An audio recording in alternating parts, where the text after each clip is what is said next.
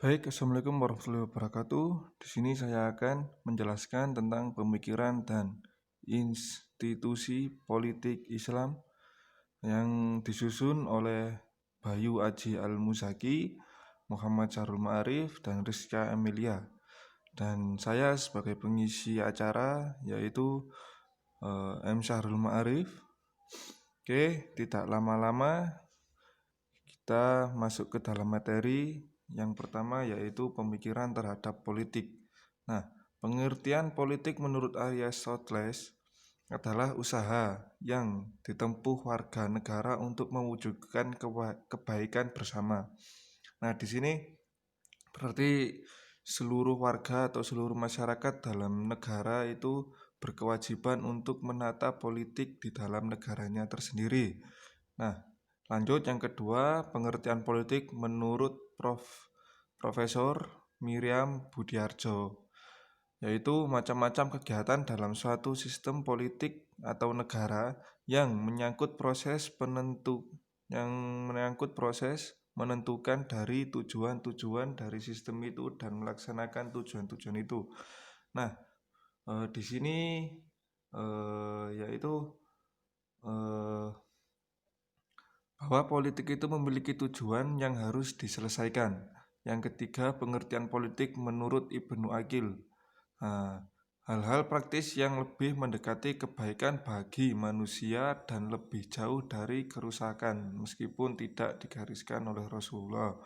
Nah, ini sedikit menyangkut tentang politik terhadap agama atau politik dalam agama. Yang keempat, pengertian politik menurut Sri Sumantri adalah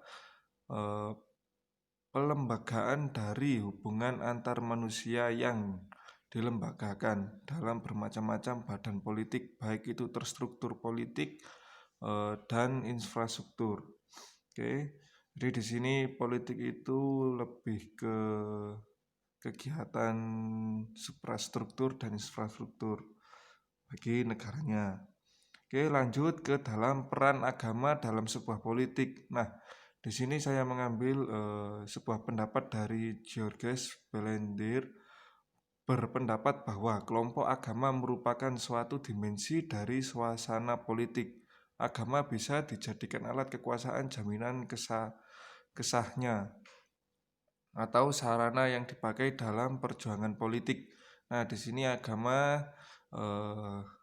sedikit keras ya, maksudnya agama itu bisa dijadikan alat untuk memperjuangkan politiknya.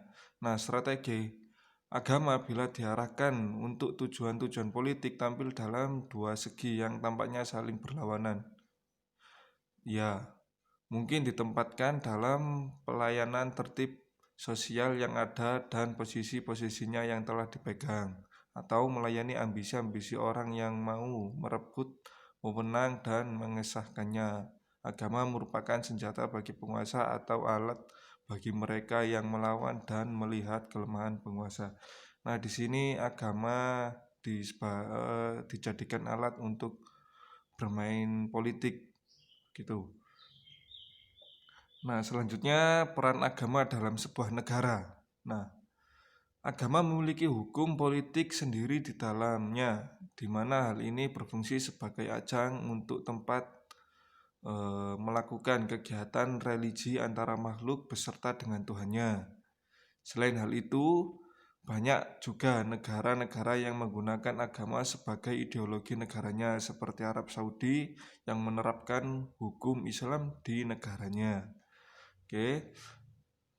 Sedangkan di Indonesia sendiri, juga berperan aktif dalam memperjuangkan kemerdekaan Indonesia melalui pondok pesantren yang diasuh oleh tokoh ulama, para santri dididik untuk menjadi pertahanan negara dan sebagai pasukan untuk melawan penjajah pada masa itu. Nah, banyak cerita atau dokumenter tentang